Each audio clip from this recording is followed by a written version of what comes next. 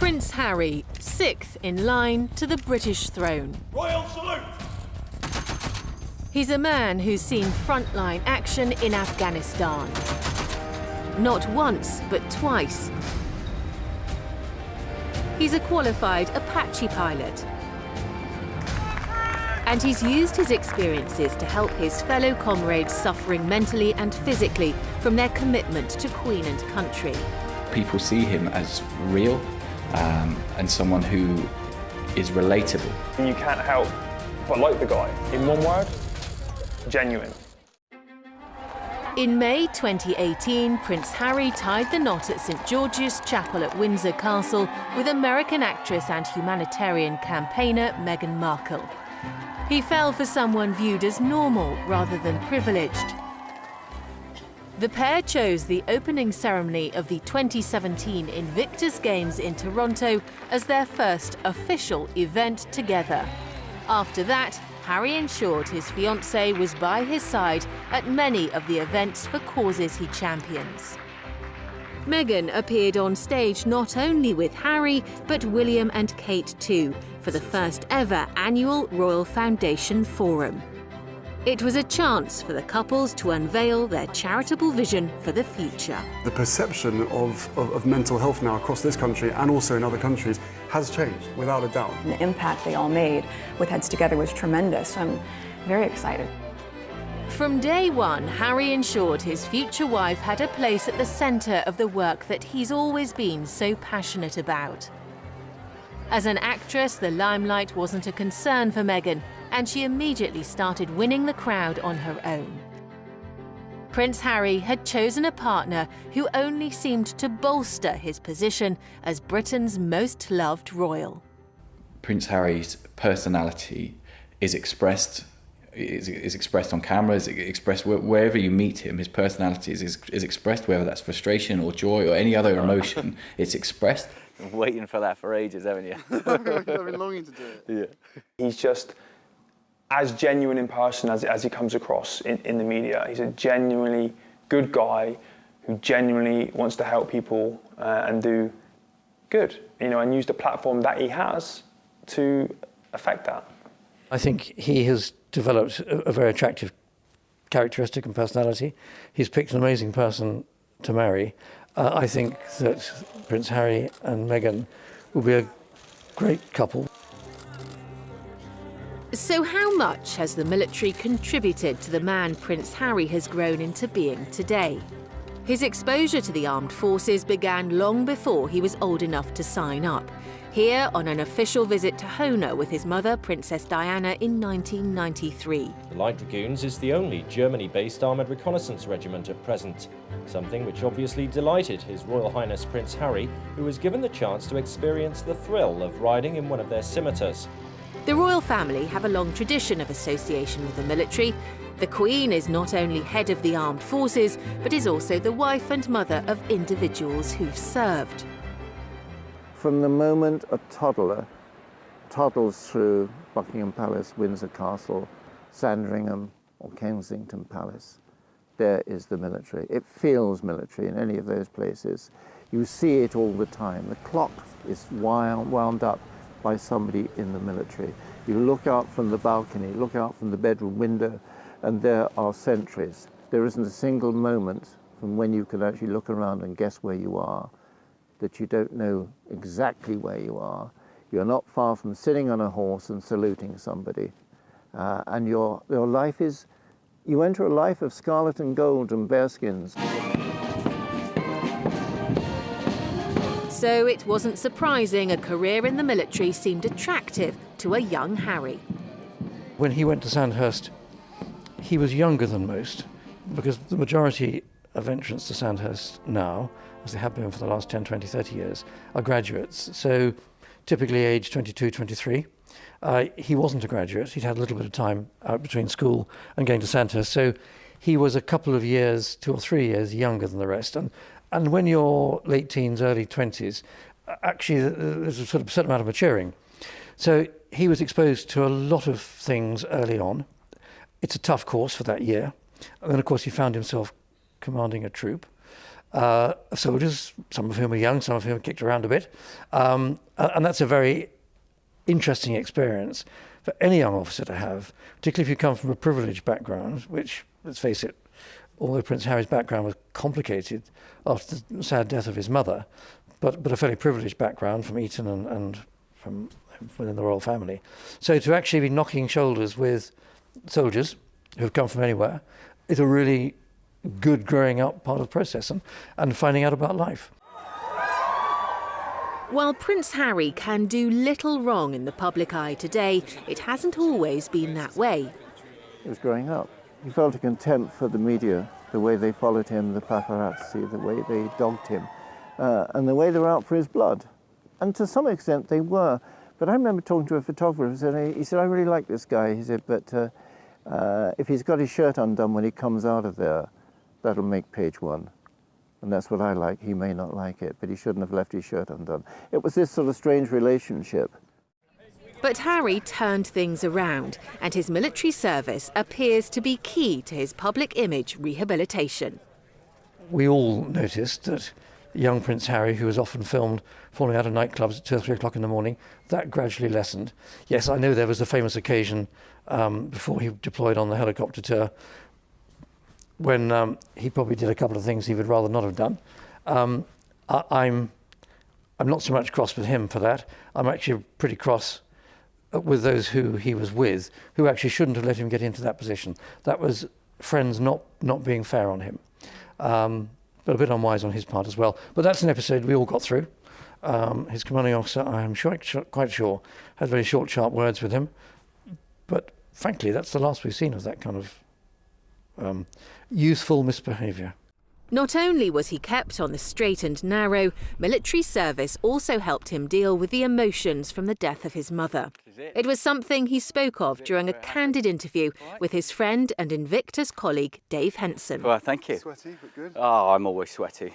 Yeah, I've got plenty of issues, but most of them, none of them really relate to Afghanistan. But Afghanistan was the thing that triggered everything else, and the process of which, if you not to get too personal, but if you lose your mum at the age of 12, then you've got to deal with it. Yeah. And the idea that 20 years later still hadn't really, or whatever it was, 15, 17 years later, still hadn't dealt with it. Afghan was the moment. It was like, right, deal with it. And then sharing the stories and being amongst people who you know, when they tell you the issues that they're having, it's like, okay, yep, I've been there, done that. Yep, that seems familiar. Yep.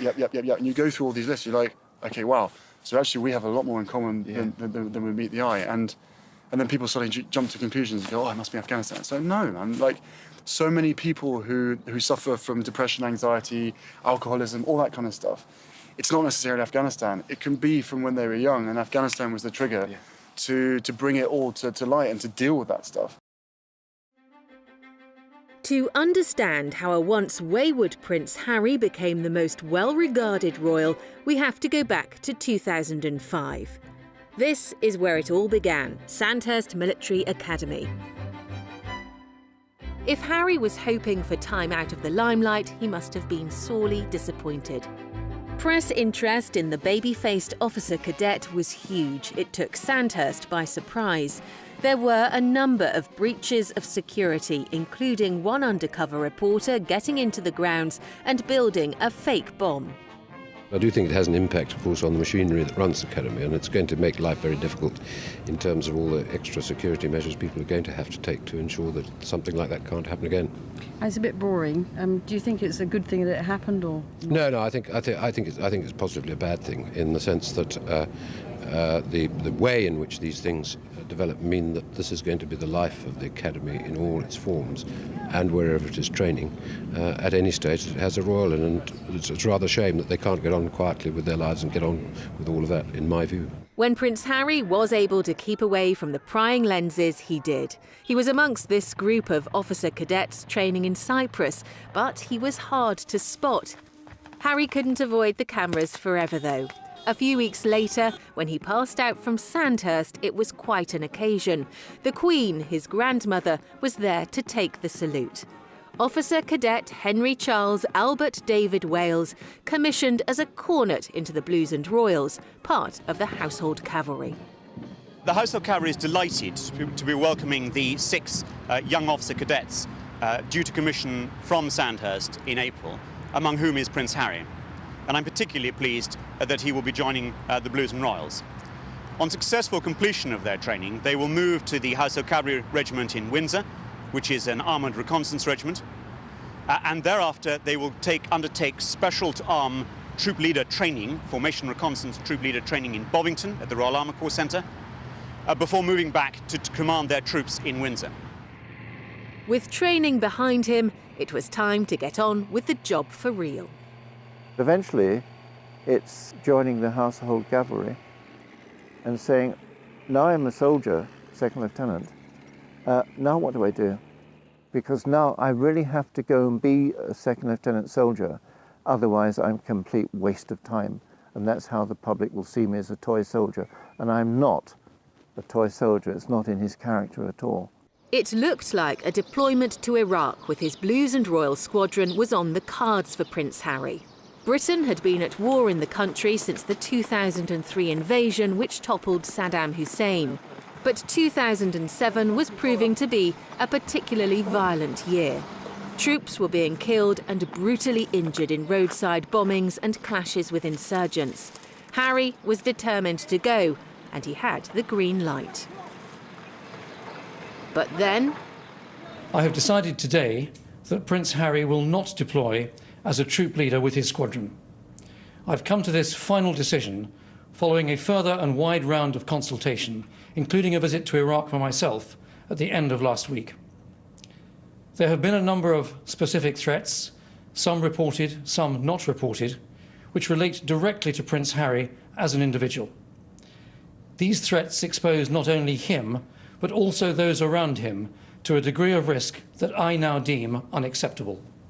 Unfortunately, the media speculated so incessantly and so accurately, and by about the time when we would have to take a final decision on whether to deploy him or not, they had worked out where he'd be, what his unit would be doing, what sort of vehicle he would be in, and what he'd be wearing.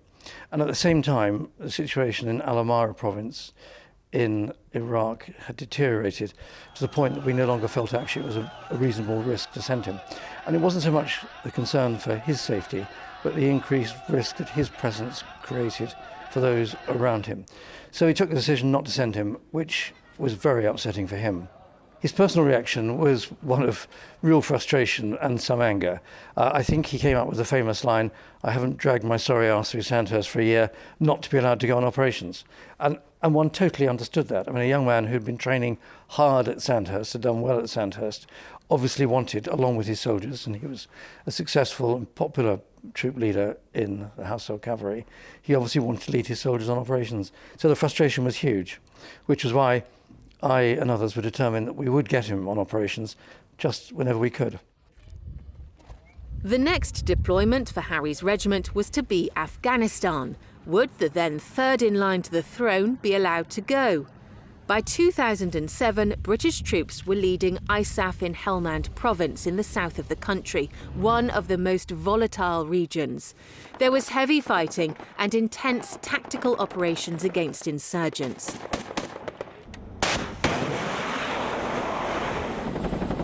British lives were being lost. There was a constant stream of repatriations as the bodies of troops were brought home. Many more service personnel were suffering life-changing injuries. But General Dannett was determined to come good on his promise to Prince Harry, although it took some thinking outside the box. Yes, this was an interesting one. Because of the speculation when we couldn't deploy him to Iraq, I thought we've got to get our heads around this and try and find a solution. So I invited all the editors of all the newspapers, television, radio channels to come to a meeting in the Ministry of Defence. And I put the proposition quite clearly to them. I need to be able to deploy Prince Harry on operations. It's only right and proper. But you speculated so accurately last time, we couldn't do it. The conversation was a bit circular for 15, 20 minutes, and then you could almost hear pennies dropping around the room when we all suddenly realised that what I needed to do was get him to deploy, and what the media needed to be able to do was to report him having deployed. So the deal that we discussed and eventually came up with and struck with the media was that we would give a pool of journalists for written and television and radio audiences access to Prince Harry during his training while he was deployed and when he got back, but nothing would be reported at all until he got back. So in that way, I could get him deployed. As far as I was concerned, getting him there was success. Keeping him there for a month so he could honestly earn his medal was complete success, and anything beyond that was a bonus. In the end, he was there for some 10 weeks and thoroughly rose to the challenge of the opportunity, and I think it was a wonderful moment, an episode in his life.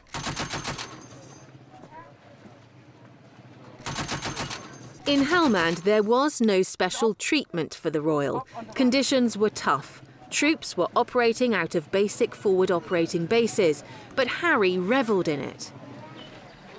You do the job. Everyone's the same. Everyone's life is as important as everybody else's. I've never felt particularly in threat, and I don't think anybody else has yet. Touch wood. But sitting here now, we're in threat. It's the same across the whole of Helmand, across the whole of Afghanistan. For Prince Harry, this time in Afghanistan was like nothing he'd ever experienced. To be honest with you, out here is one nice thing, not knowing what's in the papers and what rubbish people are writing. So just about in general. So yeah, it's very nice to be out of touch from everything. That is probably the nicest bit about this place. I think he's loving it. I think he loves the privacy. There's no paparazzi chasing him. He hasn't got his bodyguard team with him in the field. He's with the boys who he gets on with incredibly well. He's one of these officers that you can talk to. He's laid back, chilled out. Once a job needs doing, he doesn't shout and scream at you. He just asks you to do it, and it makes you want to work for the man, so you get the job done. Regardless of who's here, the Taliban are out to get us anyway. I don't believe that his presence here is going to escalate the situation or the threat to us. But it was good to have him down. I think, as you spoke to some of my guys earlier, they're extremely proud. I mean, we're serving Queen and country, and he's a living, breathing member of the royal family, stood right next to us and fighting on the front line. I mean, that makes me proud. Harry thrived under this relative anonymity in a distant war zone. As a battlefield air controller, he spoke daily to pilots. To them, he was simply call sign Widow 67. Got an ML2 up at 30,000 feet. That's basically supposedly covert. It's so high that it shouldn't affect the pattern of life of what's going on down below.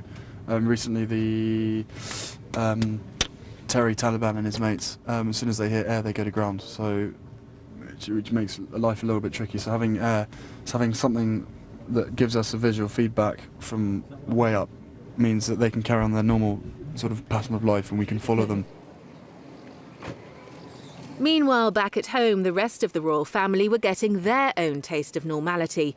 No amount of money or privilege calms the anxiety felt when a loved one is away at war. But Prince Harry had their wholehearted support. The royal family's always gone to the front line. They were in the First World War, the Battle of Jutland. Future King was at the Battle of Jutland. They've always done it. As I say, Prince Andrew was in the Falklands. And there was a question then, will he be allowed to go south of Ascension Island? And the answer was straight away, it's not a question. Of course he will be. He is a lieutenant that can fly a Sea King helicopter. That's what we need. He will go. While Prince Harry was enjoying being just another soldier in Afghanistan, disappointment was just around the corner. 10 weeks into his tour, news of Harry's secret deployment leaked out, and he had to be flown home. It was fantastic. It was an opportunity that I was wanting to do the whole time, and to be able to do it was, I was hugely grateful for having that opportunity. I did enjoy it a little bit more than I should, not in a sick way, but I enjoyed being out there. I suppose every element of it had something different about it. The whole country owes Prince Harry a debt of gratitude for his service, his courage, his bravery in the most difficult of circumstances in Afghanistan. And just as 7,800 of our troops, our forces are in Afghanistan, he has served with great distinction as they have. It would have been absolutely wonderful if he could have completed the next 3 or 4 weeks, I think it was, to have got to the end of his tour and he could have come back with his unit. But as I said just now, success was getting him there, complete success was getting him his medal after a month, and 10 weeks was a real bonus. I was in Pakistan visiting the Pakistani army at the time, and I got a message to say this story is blowing. Turned Sky News on in my hotel room and could see the story was all over the place. So there was no alternative but to say he's got to come back. It may have been seen as a success by those in command, but for Harry, the first royal in more than 25 years to serve in a war zone, his withdrawal was devastating. I think he would have been very frustrated, because he'd be leaving his men behind, the men that he had committed to serving a tour with and to leading and to fighting alongside, and to then be pulled out for something out of his control, I imagine was very frustrating. I mean, it's even like that if you go on R&R in the middle of a deployment and you go home for 2 weeks, you kind of feel, although you want to go and get that break, and see your family if you've got them, you kind of feel you're leaving the guys behind, and you don't want to do that. You want to be with them and look after them and do your job together. And even getting injured, there's a sense of guilt when you're back in the UK in hospital, knowing that you've left them behind. So I imagine he felt very frustrated about what had happened. My experience of being pulled away from your guys came from injury. Again, it was after 4 months worth of deployment instead of 6. The first thing that I felt was an incredible sense of guilt that I had left behind my team, my soldiers that I had looked after for so long. I'd left them on the ground and they were going to be coming under the care of someone else. An incredible feeling of guilt that I'd let them down through my own stupidity, which is obviously nonsense now, but that was the prevailing feeling at the time. And I can't help but imagine that for him it was exactly the same. He had been working with these guys day in, day out, living under the exact same roof in the exact same conditions, day in, day out, and then was plucked because of something that was out of his control. I think his prevailing feeling would have been guilt for those he left behind. But any self-pity must soon have turned to thoughts for others. The war in Afghanistan claimed the lives of more than 450 British troops. Nearly 300 personnel lost limbs, many hundreds more suffered psychologically. What Prince Harry witnessed on the plane on the way home was instrumental in shaping his future. 2 injured guys who came back on the plane with us who were essentially comatose throughout the whole way. One who'd lost 2 limbs, a left arm and a right leg, and another guy who was basically saved by his mate's body being in the way and took shrapnel to the neck. Both out cold throughout the whole of the flight, and those are the heroes. Double amputee Ben McBean was one of the wounded on that flight. Prince Harry says the extent of the injuries he witnessed changed him and his attitude to military service. It was the catalyst that inspired him to create the Paralympic-style Invictus Games, but that would come 6 years later. At this point, Harry was focused on finding a way back to the front line.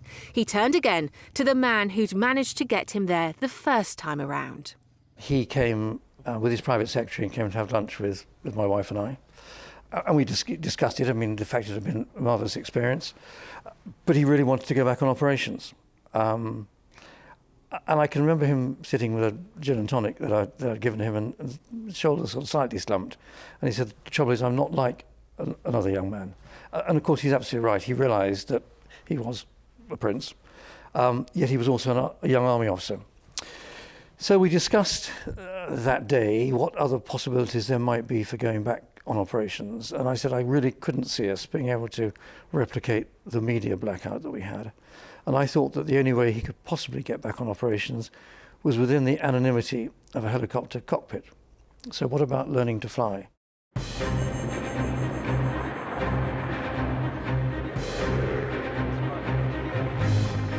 By the end of 2008, a new chapter was beginning in Prince Harry's military career. He'd taken the advice of the then head of the army, General Dannett, and started training as an Army Air Corps helicopter pilot. For the Defence Helicopter Flying School at RAF Shawbury, these were unusual times. Not only was Prince Harry training there, but Prince William too.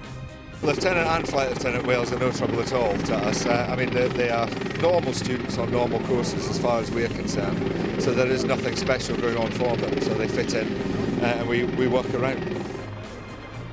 Start with something like 4 or 5 weeks of ground school and exams.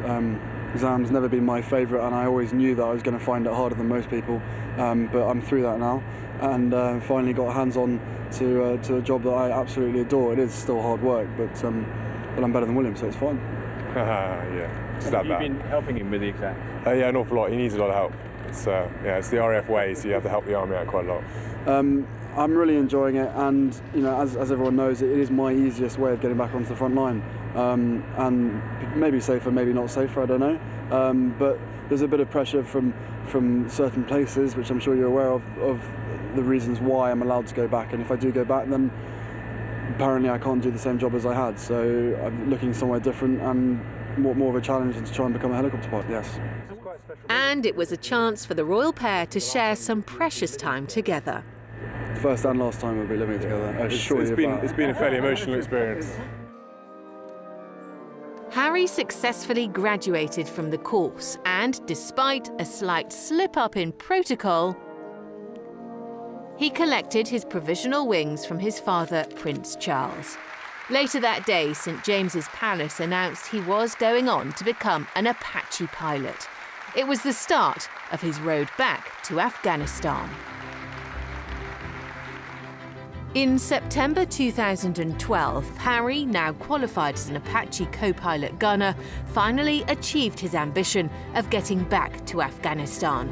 But these weren't easy times. It coincided with a period in his life where he was struggling to come to terms with the death of his mother. In candid interviews since then, he's spoken of enduring 2 years of total chaos. An escape to Afghanistan away from royal engagements and the media must have appealed. But where Prince Harry goes, a press pack is always close behind. This time there was no blackout deal, but senior commanders found a solution to satisfy the press and the prince. It wasn't in the same way, but I think equally the media had appreciated the really good coverage they got of Prince Harry when he came back after the first time, and realised that if they played ball and weren't too intrusive. Afterwards, quite difficult. I mean, Camp Bastion, where he was based and where the helicopters are based, if you haven't got authority to be there, particularly as a journalist, you're not going to be there. And if he's flying in a helicopter, you're not going to hire a civilian helicopter and fly alongside him. It just ain't going to happen. So if they wanted to get coverage, they had to play ball. And in a sense, in a more informal way, they played ball the second time as well. This tour was different from the first in many ways. Most significantly, Harry had swapped the ground for the sky. Instead of calling in air power, Prince Harry was the air power at the controls of the Apache's deadly weapons. And instead of slumming it in a patrol base, he was now based at Camp Bastion with 662 Squadron, 3 Regiment Army Air Corps. Essentially, we just sit inside the tent, play computer games, watch movies, and play uckers. And essentially, we'll sit there and wait for the phone to go.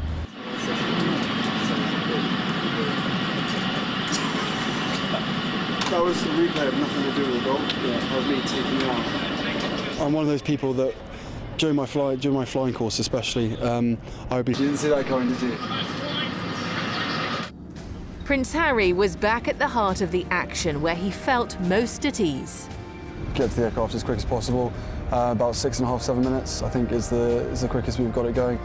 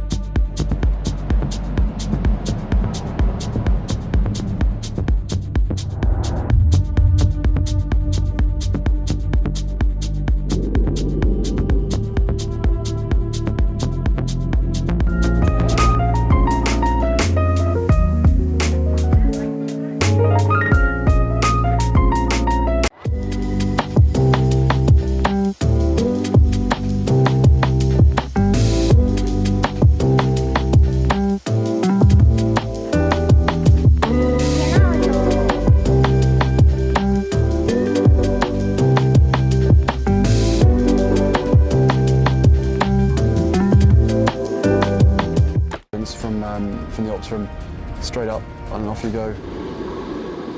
Every time you run to the aircraft, you get that adrenaline rush. And then once you're in the aircraft, you've got to try and slow yourself down, because otherwise if the adrenaline's pumping too much and everything's happening too quickly, then you're going to miss something. And you narrow down the checks to keep them as short and brief as possible, but all the essential ones.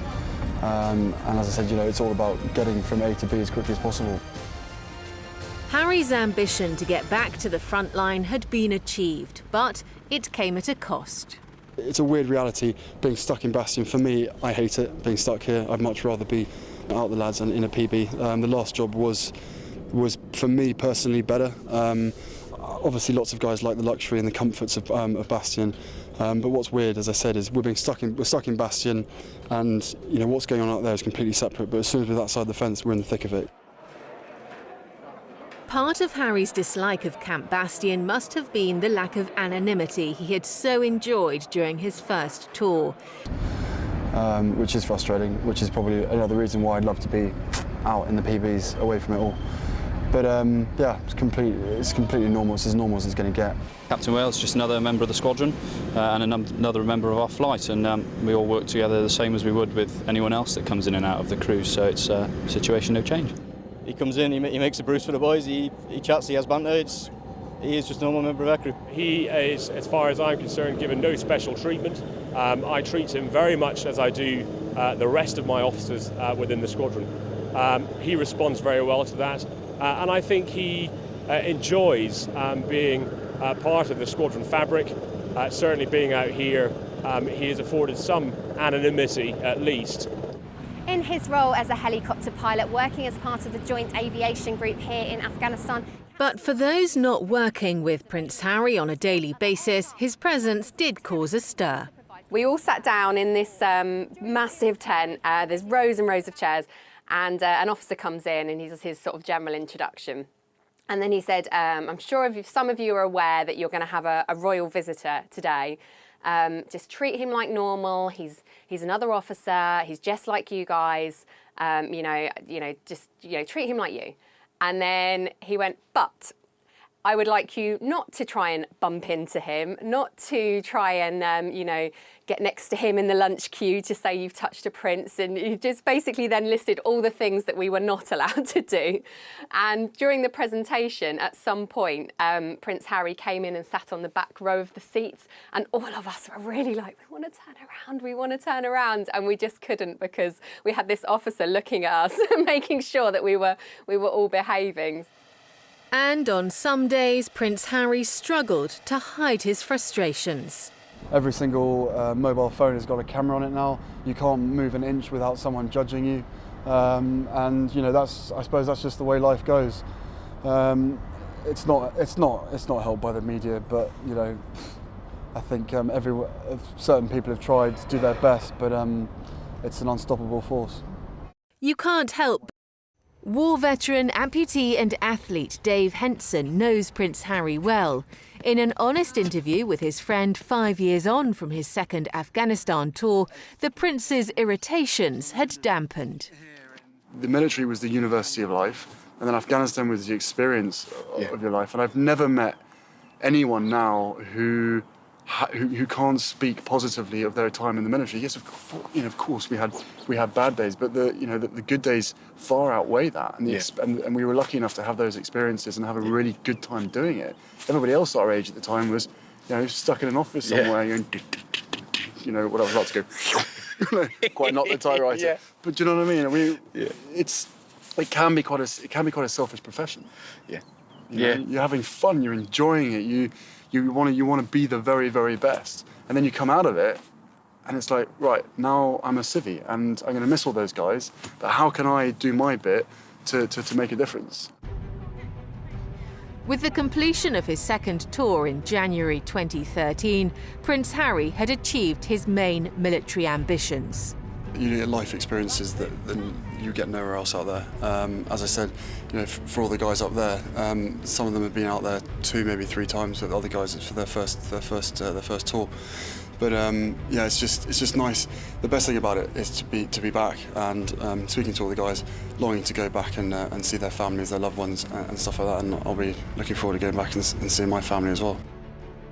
At the age of 28, although he hadn't yet spoken of it, Prince Harry must have known the chapter of his military service was closing.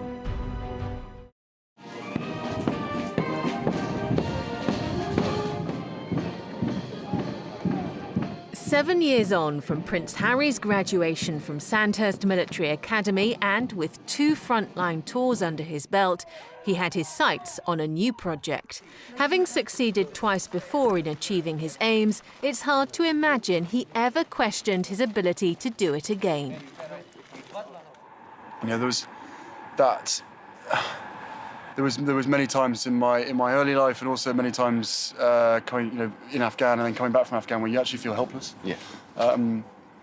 And being in the position that I'm in, I've always thought, if you can put your name to anything, and you've got a following, and you've got that belief, and you've got that credibility, let's say, then you can make anything happen for the greater good, for a wider audience of people. And once I plucked my head out of the sand post-Afghan, so yes, it had a huge life-changing moment for me as well. It was like, right, you are Prince Harry, you can do this, as long as you're not a complete tit, then you're going to be able to get that support because you've got the credibility of 10 years service, and therefore you can really make a difference. By 2014, Harry, still with the military, was based in London. It was an opportunity to plan, organise and publicise his dream. The year before, he'd visited the Warrior Games in Colorado and was inspired by the power of sport in the process of the recovery of wounded troops.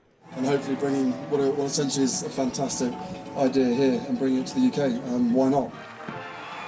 In September the following year, the first ever Paralympic-style Invictus Games was born. Whoever's idea it was to put me here was... yeah. Over the past 8 years, I've witnessed the whole cycle of life-changing injury, evacuating soldiers and local Afghans to hospital, flying home from Afghanistan with some of those critically injured, meeting others in hospital, coming to terms with life-changing injuries, and finally trying to keep up with 12 wounded veterans on our way to the South Pole. I can only begin to imagine how challenging the journey of recovery is, but the admiration I have for these men and women to move beyond their injuries is limitless.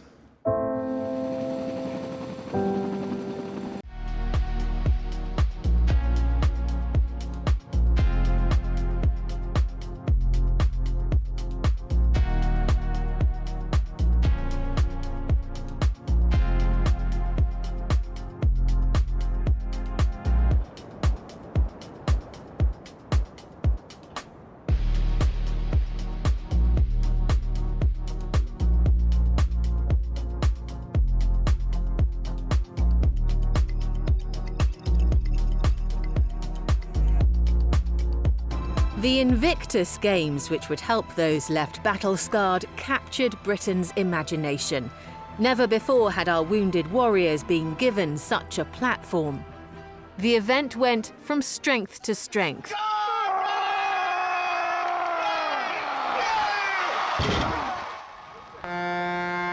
And from country to country. Please welcome Prince Harry. And by the time the Games reached Orlando in 2016, gone were Prince Harry's onstage nerves. The warrior prince was becoming a star. I joined the army because, for a long time, I just wanted to be one of the guys. But what I learned through serving was that the extraordinary privileges of being a prince gave me the extraordinary opportunity to help my military family. Harry's enthusiasm was infectious and was drawing in some big-name support. Are we having fun tonight? I, of course, want to start by thanking Prince Harry for his outstanding leadership and for bringing the Invictus Games here to Orlando. He is truly our Prince Charming, isn't he? In 2017, it was Toronto's turn to host Invictus. For the next week, we entrust you with the Invictus spirit. Home to Meghan Markle, it was here in Toronto the pair made their first public appearance together. If all eyes weren't on Invictus already, they were now. To understand the situation in which the Invictus Games competitors find themselves in, understanding that is very difficult if you don't come from the same background. So whilst there may well be people who are better at event planning, people who are better at putting on sporting competitions, actually what Invictus Games does is wrap an event, a sports competition, with everything else that's important to people who have been forcibly withdrawn from the military. So by his military background, he has lent authority, value and reality to the Invictus Games by forcing people to consider the external effects of being taken out of the military. So it's not just a sporting competition, it's a sporting competition with a purpose and with design.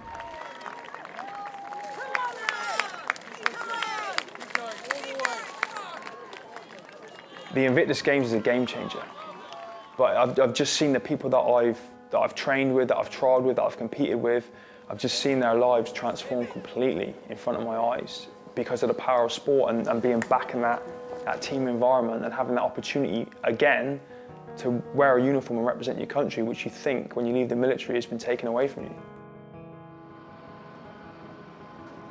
Prince Harry officially left the military in the middle of 2015. It was a formative chapter in his life. He matured into a man under the protective wing of his armed forces family.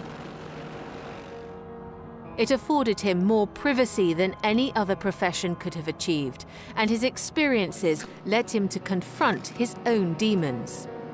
I think any senior person, or anyone in a leadership position, who has had an experience of a mental health issue and is prepared to talk about it, is hugely encouraging for others. We're all different. Some people experience mental health issues and some don't. But he did. Undoubtedly, the trauma of his mother's death, and he's spoken about the trauma of the day of the funeral, and we've seen again most recently the pictures of himself and Prince William walking behind the coffin, and he said that no young man should be asked to do that. And I think he's right, and it wouldn't happen today. But all those things have added pressures on him. So it's no great surprise that he and his older brother, Prince William, have experienced mental health issues and have now been prepared to talk about them. And that's good, because it will encourage others to do that.